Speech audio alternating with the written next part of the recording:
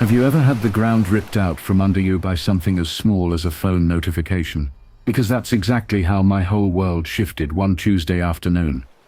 I was sitting at my desk, trying to focus on a spreadsheet I didn't care about, when my phone buzzed. Nothing unusual, except the name on the screen wasn't my wife's. It was her best friend. That caught my attention, because her friend never texted me directly. And the message? A video file. I almost didn't open it, thinking maybe it was some group chat mistake. But curiosity won, and within seconds of hitting play, I saw something that made my stomach knot so hard I thought I might pass out. My wife on a beach laughing, drinking, leaning into a man who wasn't me. Now let me back up, because if I just tell you it was a random video that blew the lid off everything, it won't do justice to the months of confusion that led up to that moment. See, before that message arrived, I'd already been living in a fog of questions. She had blocked me on everything, not just unfollowed or muted, blocked. Social media, messaging apps, even her phone at times. One day we were arguing about small stuff, her being distant, me asking if everything was okay, and the next thing I knew, I was cut off like I was some stranger she'd met once at a coffee shop. She claimed she needed space, that blocking me was about self-care, that she couldn't heal if I was still in her digital orbit. Those were her words, polished and neat, like something she'd read off one of those therapy Instagram accounts. But what healing requires cutting your husband out of your life completely, like he never existed. It didn't make sense, and yet there I was, respecting her wishes, trying not to overstep, telling myself this was just a phase, that she'd come around. But the truth was already unraveling. I just didn't see it yet. That video changed everything. The sun was glaring in the clip, waves crashing behind them, her hair whipping around in the wind. She looked happy, genuinely happy. And the guy, he wasn't some random. I recognized him vaguely, distantly, from photos she'd shown me once of her co-workers. He was the one she'd insisted was just a friend, the one she said I was paranoid about when I questioned why they texted late at night. And now there he was, kissing her cheek while she giggled, their drinks clinking together like they were celebrating a honeymoon. I stared at that video so long my phone screen dimmed. My first thought wasn't even anger, it was disbelief, because here I was, beating myself up for being too needy, too suspicious, too insecure, while she was off sipping cocktails on a beach with the very man she swore I didn't need to worry about. And the irony, the video wasn't even meant for me. Her friend must have hit the wrong contact, one careless tap, and the truth came crashing through all the lies my wife had been stacking for months. When I tell people this story, they always ask what I did next. Did I call her? Did I confront her? Did I drive straight to wherever she was and cause a scene? No, I didn't do any of that. Because in that moment I realized something important. I didn't need to go searching for the truth anymore. It had already come to me, uninvited, undeniable and deniable enough to shatter every excuse she'd ever fed me.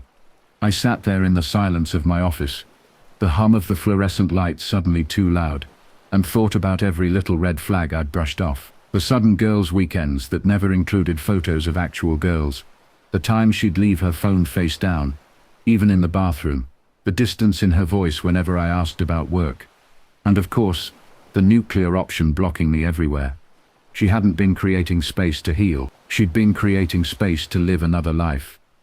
I saved the video, tucked it into a folder with the other scraps of evidence I'd collected, without even meaning to. Screenshots of odd charges on our joint account, messages from mutual friends asking why she seemed so distant, notes I'd scribbled down when something felt off. I didn't know it at the time, but all of that would become my arsenal. The hardest part wasn't the betrayal itself. It was the realization of how much energy I'd wasted doubting myself. I replayed conversations in my head where I'd apologized to her for being too much, for reading into things, for not giving her enough space. Meanwhile, she was in another man's arms, on another man's vacation, living another man's version of happiness. And here's the wildest part. I didn't blow up. I didn't spiral. I felt this strange calm, like once the truth finally ripped through, there was nothing left to argue about. The fight was over, not between us, but inside me. I wasn't crazy. I wasn't paranoid. I wasn't controlling. I was right, and she'd been lying. But of course the calm didn't last. Because once you have proof, once you hold the undeniable in your hand, the question becomes, what do you do with it? Do you confront her head on? Do you play dumb and gather more? Do you expose her to everyone? Or do you walk away quietly, letting her wonder how much you know? I chose patience, not because I was weak, but because patience is power.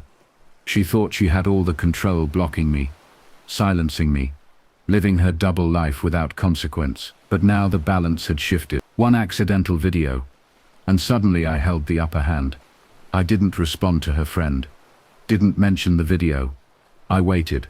I let her come back from her little paradise, walking into the house with that fake tired smile, dropping her bag by the door, like nothing had happened. And as she chatted about how relaxing her solo trip was, I nodded, biting back the smirk that threatened to break across my face, because I knew, and she didn't know I knew. That's a dangerous kind of knowledge. What happened next? Well, that's where the story really starts to twist, because once I had the truth, it wasn't just about catching her in a lie. It became about how I would turn her own deception back on her, how I would make sure that when the house of cards fell, she'd be the one buried under it, not me. But that's for the second part of this story, because trust me, the fallout was bigger, messier, and more revealing than I could have ever imagined. When she came back from that so-called self-care trip, the air between us was so thick I could almost choke on it. She had no idea I'd seen the video. She dropped her suitcase by the door, brushed the sand off her shoes, and gave me this half-smile, half-test look, like she wanted to see if I'd cave into her narrative again. I didn't. I just said, "Good trip?" as if I didn't already know what she'd been doing under the tropical sun. That's when I realized something crucial. Having the truth in your pocket changes the way you move. I wasn't angry in the way she expected. I wasn't desperate. I wasn't begging. I was calm. And calm unsettles liars more than rage ever could. She sat across from me at dinner that night, spinning some story about meditation workshops and spa treatments. I nodded, chewed, smiled when appropriate, all the while hearing her friend's accidental video playing on repeat in my head. Her laugh, his hand on her hip, the clink of their glasses. Every detail burned into me, not with pain anymore but with purpose. I knew exactly what I was going to do. See, she thought blocking me on everything gave her control. What she didn't realize was that the moment her friend slipped up, she handed me the match to light the whole pile of lies she'd built. I didn't confront her right away because I wanted her to think she was still safe. I wanted her to relax into her fantasy, so that when the floor dropped out from under her, the fall would hurt. So I played the long game. I started asking questions that seemed innocent, but weren't. Did you meet anyone interesting on your trip? What was the best part? You look really happy in those photos. Did you make new friends? She dodged, of course. Spun answers like silk, light and airy. Nothing you could pin down, and I let her, nodding along, all the while stacking bricks of evidence in my mind. Then I turned my attention to her friend, the one who'd sent me the video. I didn't respond to her message at first, but a week later, I sent a simple text. "Thanks for the vacation video. It cleared up a lot." She panicked, called me 5 times in an hour, left frantic voicemail. Apparently she hadn't meant to send it to me. She'd meant to send it to another friend in their group chat, but by then the damage was done. She begged me not to tell my wife, claimed it would ruin everything, and that's when I realized her friend wasn't just a bystander. She'd been covering for her the whole time.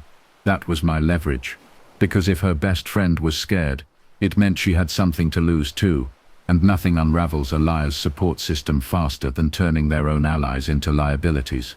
I invited her friend to meet me for coffee. She hesitated, but she came, and when she sat across from me, fidgeting with her cup, I laid it out. "I know, I've known since the video. I don't care about your excuses. What I care about is honesty." She broke, admitted they'd been sneaking around for months, that the vacation wasn't a one-off fling, but the latest in a string of escapes they'd been planning, that my wife had been telling everyone I was controlling, obsessive, suffocating, painting me as the villain to justify her behavior. Hearing it out loud stung, but it also fueled me, because lies don't live long in the daylight. I didn't shout. I didn't curse. I thanked her, stood up, and left. And from that moment I knew exactly how I was going to end it. The night of the confrontation, I waited until she was comfortable. Glass of wine in hand, music playing, curled up on the couch. I sat across from her, pulled out my phone, and hit play. The video filled the room, her laughter echoing off the walls, his face pressed to hers. She froze, her hand tightened on the wine glass so hard, I thought it might shatter, and then like clockwork, the excuses started. It's not what it looks like. He means nothing to me. You drove me to this. But the thing about liars is they recycle excuses like old clothes. I'd heard them all before in different forms. This time, they bounced right off me. I didn't argue. I didn't ask questions. I simply said, you blocked me so you could live another life. I'm blocking you now, but permanently. The fallout was immediate. She cried, begged, promised therapy, swore it was just a mistake. But the more she talked, the clearer it became. She wasn't sorry for cheating. She was sorry for getting caught. She was sorry the video slipped through the cracks, and I wasn't going to spend another minute patching up a ship she'd already sunk. I packed her bags, told her she could take her clothes, her trinkets, her lies, but the house, the accounts, the life we'd built were mine. Because while she was off sipping cocktails, I'd been shoring up the foundation. Everything of value had my name on it. She stormed out, cursing, calling me every name she could think of. But I didn't flinch. The door closed behind her, and with it, years of manipulation slammed shut. The aftermath was messy. Her family called, demanding explanations. Some friends tried to guilt me into working it out, but I had the receipts literally. I sent the video to anyone who doubted me. Silence followed. The whispers shifted. The sympathy she expected never came. And slowly, she realized she wasn't the heroine of her story anymore. She was the cautionary tale. As for me, I rebuilt, piece by piece.